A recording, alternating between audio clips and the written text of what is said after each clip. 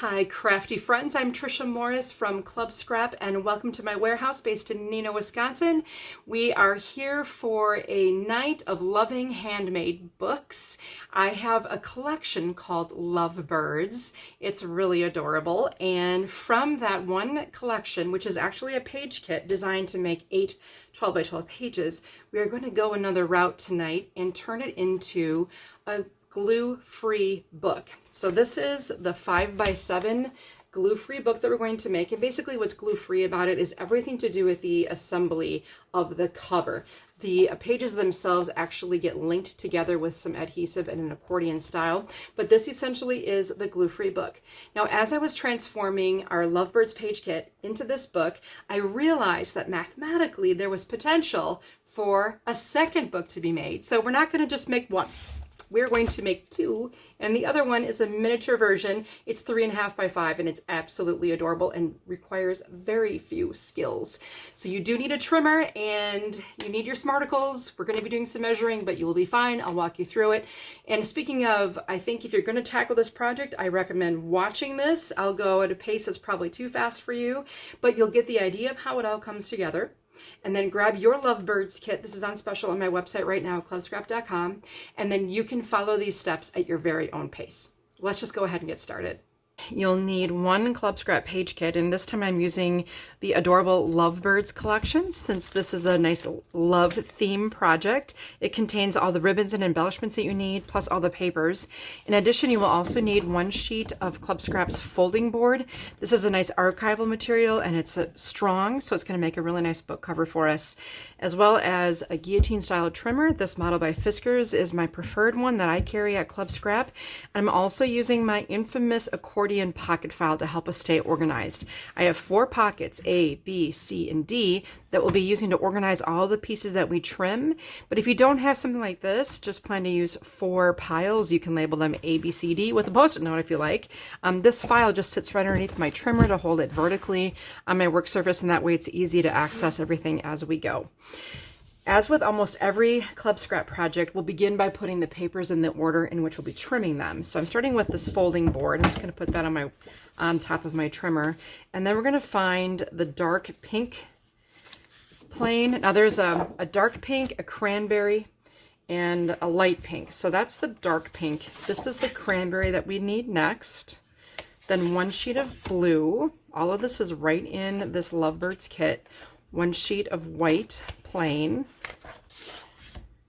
and then 2 of the bird prints. So these are the prints that we're using, and I'm just going to put those face down on my stack. Then we'll trim 2 floral prints. Those are these. And then another dark pink.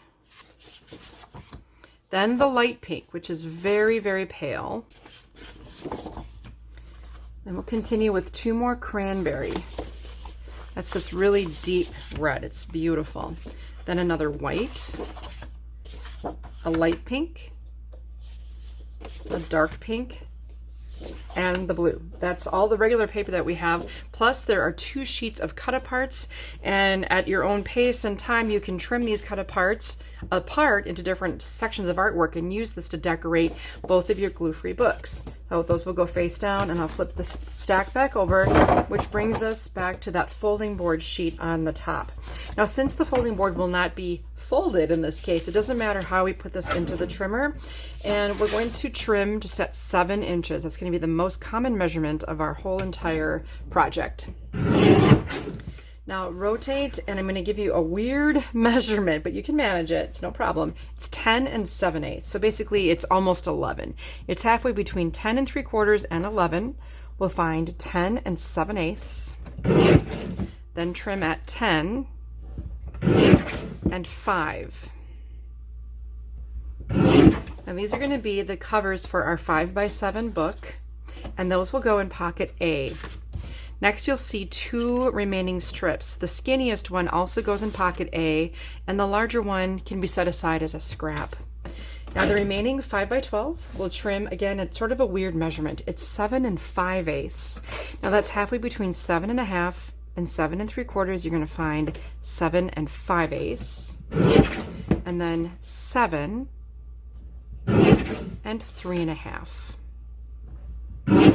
Now these two pieces are going to be the cover for our smaller book, and this narrow little strip will be like a sidewall support for that. So all of these three pieces go in pocket C.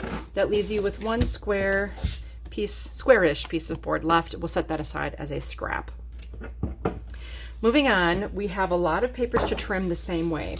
So we're going to start out with this dark pink, and we're going to check the grain direction of the paper. To do that, hold it by an edge and study whether the paper is stiff or if it's flexible. Then hold by a different edge and you can see how much more droopy the paper is in this direction. I want my paper drooping easily top to bottom when I place it in the trimmer. And I'm going to repeat that exercise to determine the grain direction for this cranberry. So both of these will be trimmed at the same time at 7 inches. These will be pages for the large book. I'm going to set those aside to be scored. These are the pages for the small book, and I'll set these aside to be scored. We'll repeat that for the blue and the white. Check your grain. Just cut at 7. That's it. And then finally the two bird prints, same story. Just trim at 7. And set them aside to be scored. Next, we're going to take these floral prints, and again, you may substitute with papers from your stash. And also, you'll probably want to just observe how this book is made the first run through, and then watch this again at your own pace to make your very own book. All right, so this is trimmed at 7. Once again, more inside pages, so I'll set those aside to be scored. This remaining 5 by 12, I'm going to trim at 6 3/4, and then rotate the piece I just created and cut at 4 3/4. This will go in pocket B. It's a mat for our outside cover. And then these are scraps. And then this piece can be set aside to be scored. Next, we're going to take that dark pink, check the grain, and the light pink. Make sure it dips easily top to bottom. And surprise, surprise, we're going to trim this at 7 again. Guess what? This gets scored. This piece will trim at 7. And then rotate and cut at 3 1/2.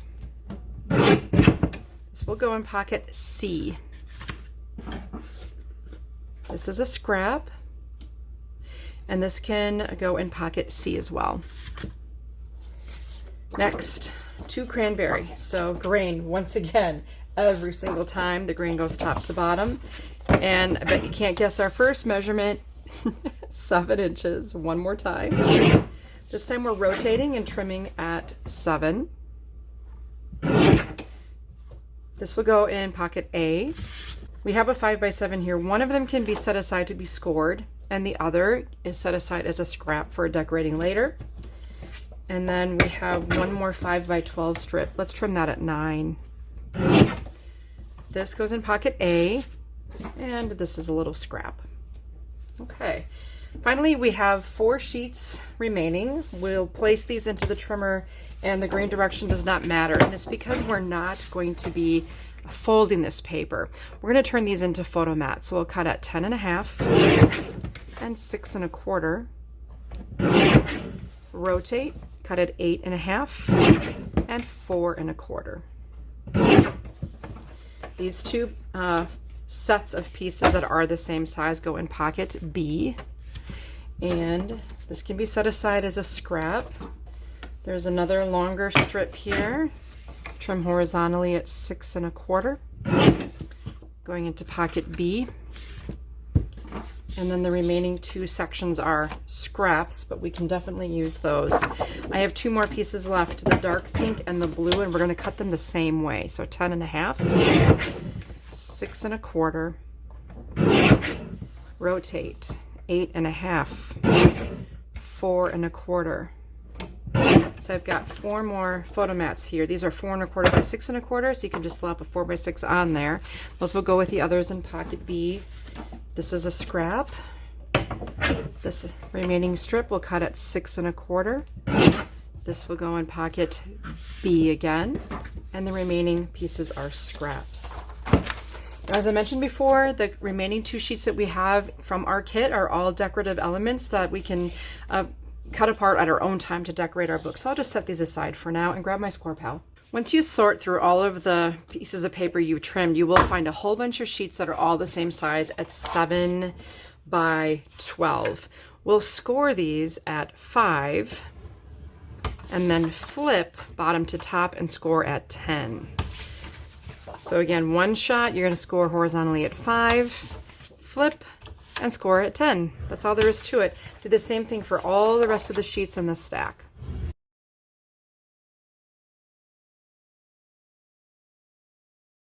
Next, you'll find a whole bunch of sheets that measure 5 by 12. So these get scored just a little bit differently. We'll start out by scoring at 3.5 and 10.5. Then flip the paper bottom to top again and score at 7. So again, that's 3.5, 10.5, flip, and 7. Repeat that for all the remaining 5 by 12s.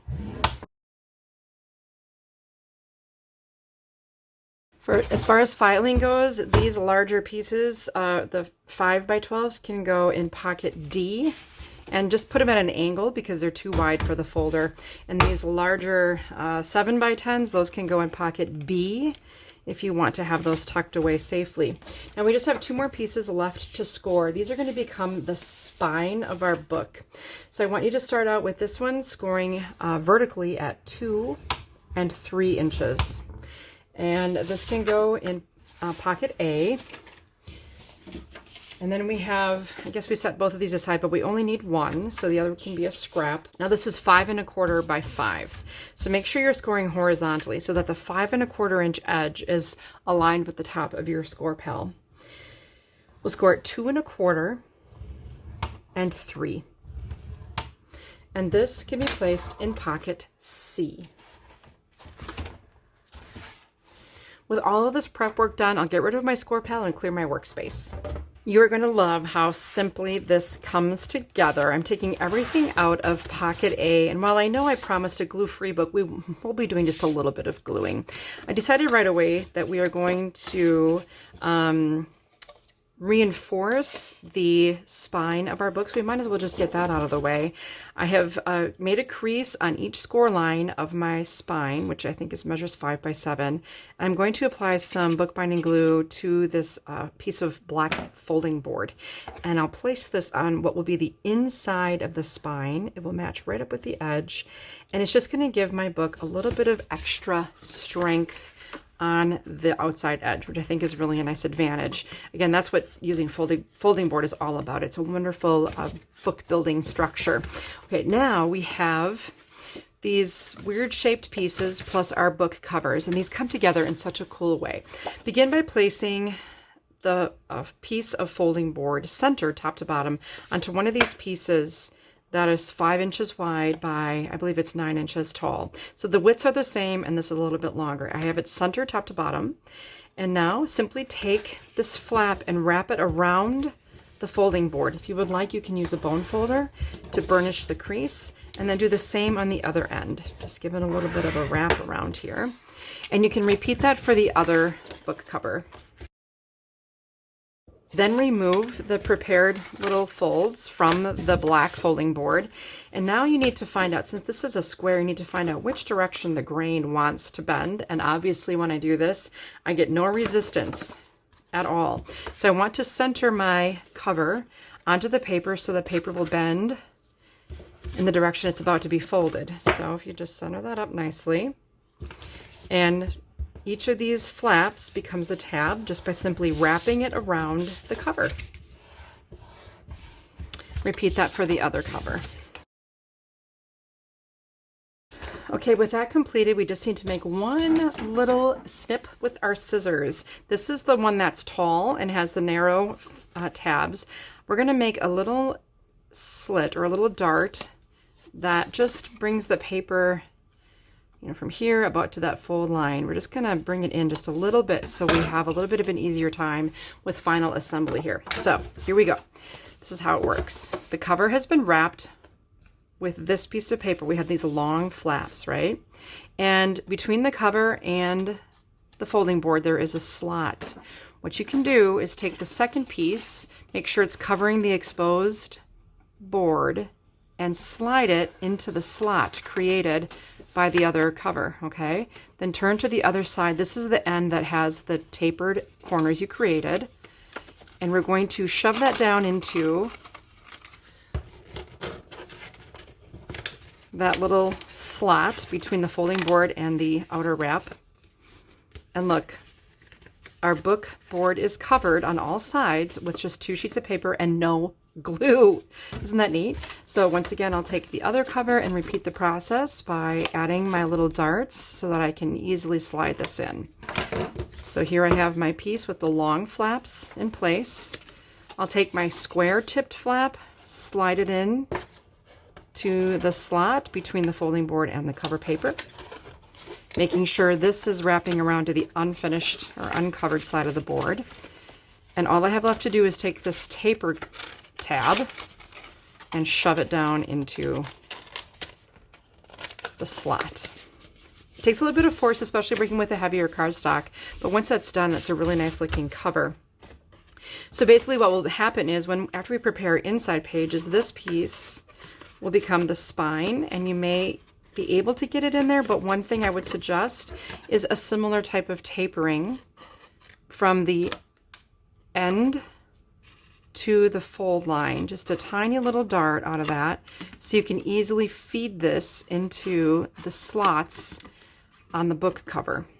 So again, just stopping right at that score line. And when I want to finish creating my book, this can slide in here, and this slides in here, and now I have a complete book cover. Again, the only glue I used was to reinforce the spine to make it a little bit stronger. Otherwise, this is a completely glue-free book. Next, I'm going to take everything out of pocket B. This will be the inside pages for the book cover that we just created. Plus, we have 2 mats. Now, if you look, these pattern papers are designed to fit perfectly right onto the outside cover of our book to create a really nice finishing touch. So just so you know that that's where those are headed. These other pieces are mats for the inside pages. Again, these are trimmed to 4 1/4 by 6 1/4, so that you simply just slap a photo on top, no trimming or cropping required. Here are all of those inside pages we prepared. Each one has 2 score lines, one with a bump and one with a divot. So make sure you bury the bumps of your score lines. So this is going to be buried inside the fold. And then we will fold the other piece in the opposite direction so that we bury that bump as well. Repeat that whole folding process for every single page that you've scored by burying the bumps and essentially accordion folding all the papers. Once they've all been folded, you can burnish those fold lines with a bone folder. You can place them all on your tabletop, maybe cover the paper with a sheet of your instructions that prevents the paper from getting marred in any way by the heavy scoring. And notice how I just successfully burnished all those folds in 1 or 2 swipes. Big time saving tip. The next thing you can do is put the pages in the order you'd like to see them appear in your book. So it just kind of depends. You might want to alternate your prints, your lighter colors, your darker colors, and then your plains in between. However you kind of see this coming together. All of these pages, once sorted, will be linked together in the same way. So I have my assembly plan all laid out here, and you can do the same for yourself. And you can completely decide how you want these pages ordered and where you want the tabs located. What I'm going to be doing is using some glue. Now, I said this is a glue-free book, but I do need to adhere these, and my adhesive of choice in this case will be my bookbinding glue. You could also use just your favorite dry adhesive.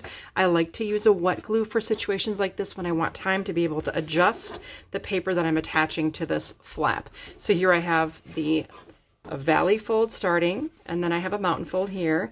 I'm going to attach the end of the next sheet to that last mountain fold of the previous page and line up those edges as best as I can.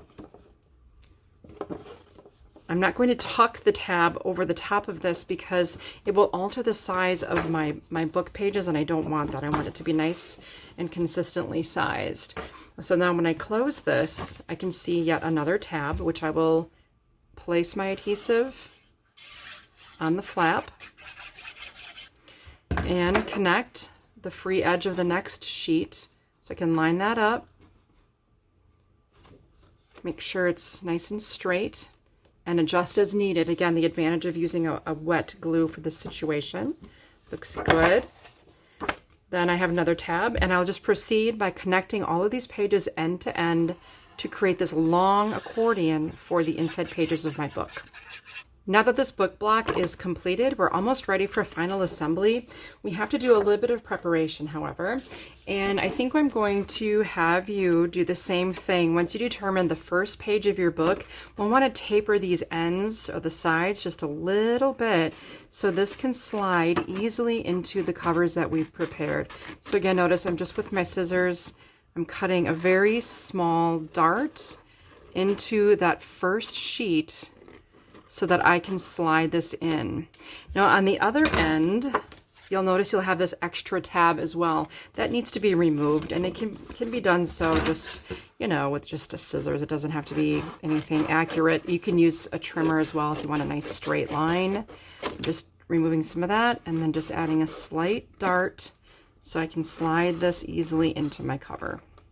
I'm also going to cut off from the end just about the same 1 inch we have going on with the flap, so that we don't end up with excessive paper that can get caught on the flap of our book. I'll do the same thing on the other side. Just make sure you remove about 1 inch from the edge of this end page.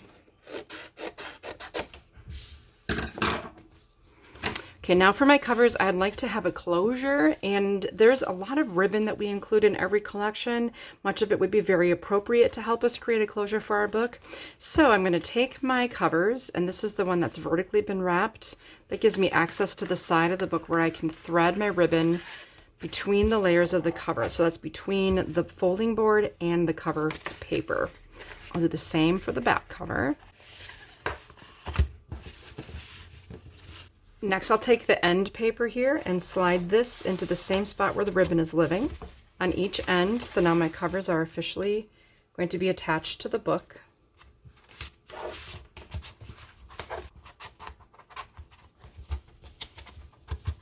There we go.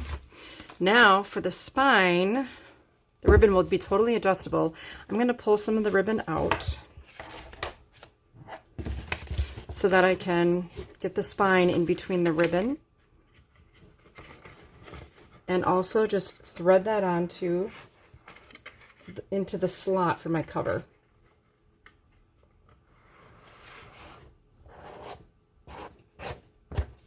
So now when I pull the ribbon into equal lengths and I can line it up and back in the center, it's completely loose in there. Again, there's no glue holding anything in place, but this ribbon just really helps the book be stable. And then when you're not enjoying it, you can tie the book closed and trim the ends as you desire.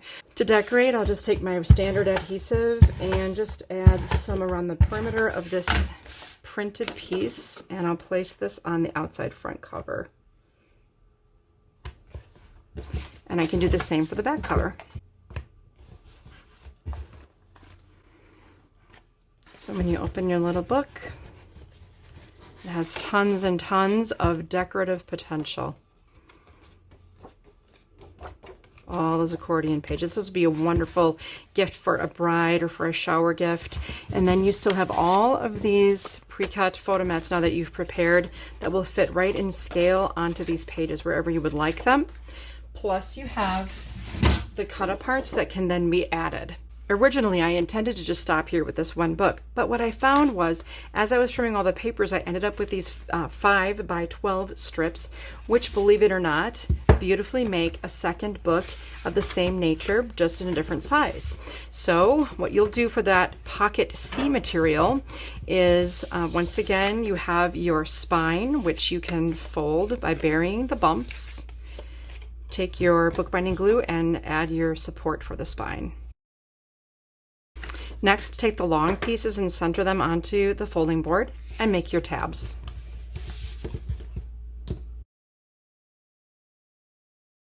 Remove them and take the smaller pieces, check your grain direction, make sure that you're making your tabs in the same direction as the grain.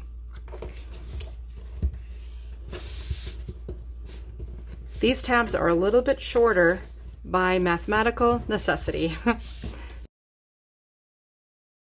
Finally, use scissors to just make darts in one end of these long pieces.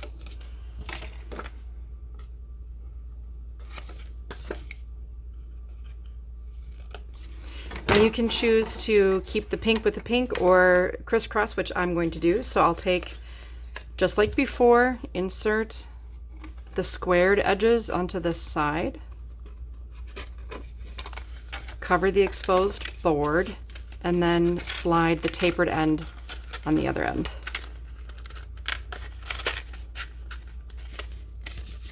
And repeat. Now you can set aside the materials for the cover and grab the remaining pages. And once again, you'll notice 3 score lines on each sheet, 2 with a bump and 1 with an indentation. So we'll simply accordion fold by burying those bumps and repeat that for all the pages and then burnish them with your bone folder. Once all these inside pages have been folded and burnished, then you can just decide how you would like them to link together using the tabs once again as your main connection point. And then you can take your bookbinding glue and connect them end to end.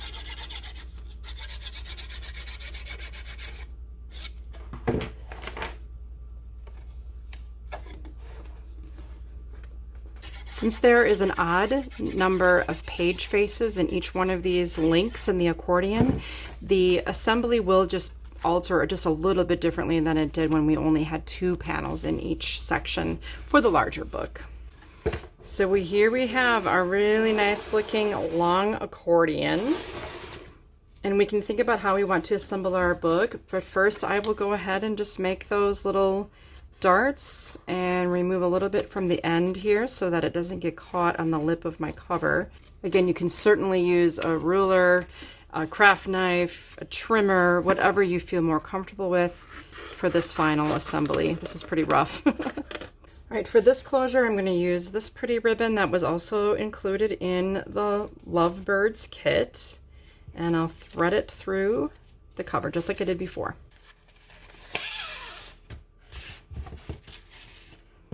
Now I'll take my inside pages and slide them into the cover the same way.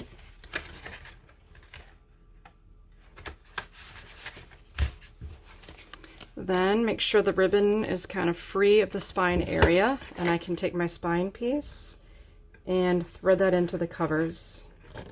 I like to have my ribbon holding the spine in place on the book, which is why I'm doing it this way.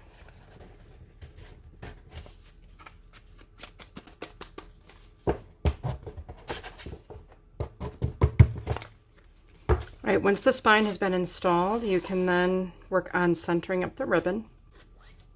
And now your book is ready for decorating.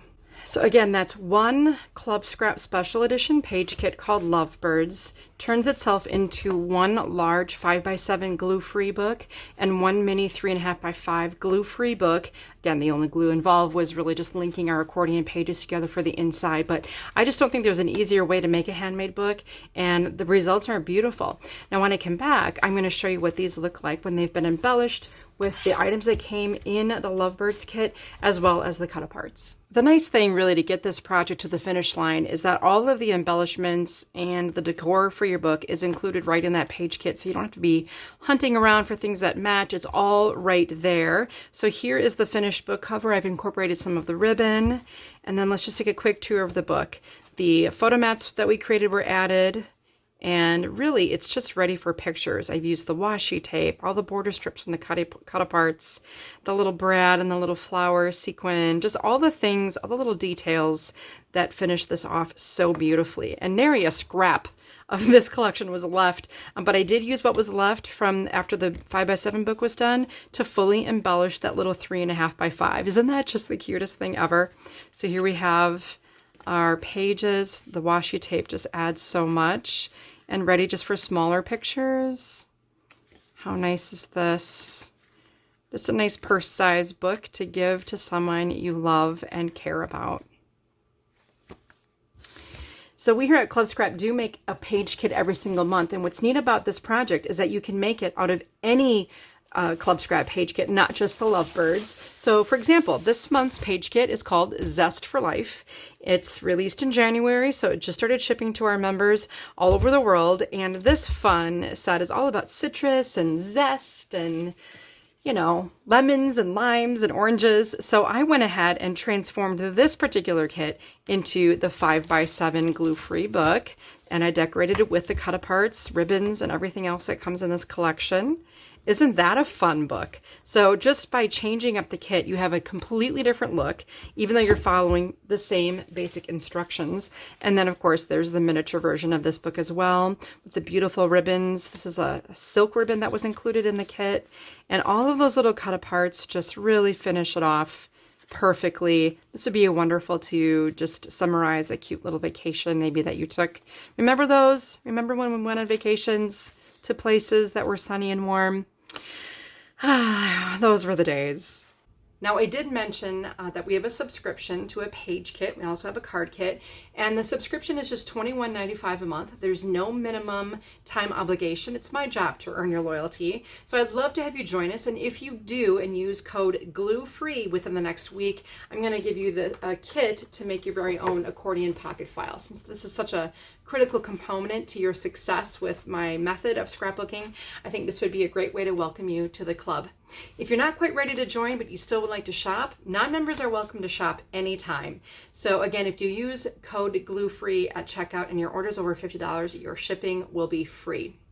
So I hope you had fun learning about this glue-free book and learning a little bit more about the method that we use to make sure that you don't have any scraps in your scrapbooking. I look forward to seeing you again soon. Thanks for joining me.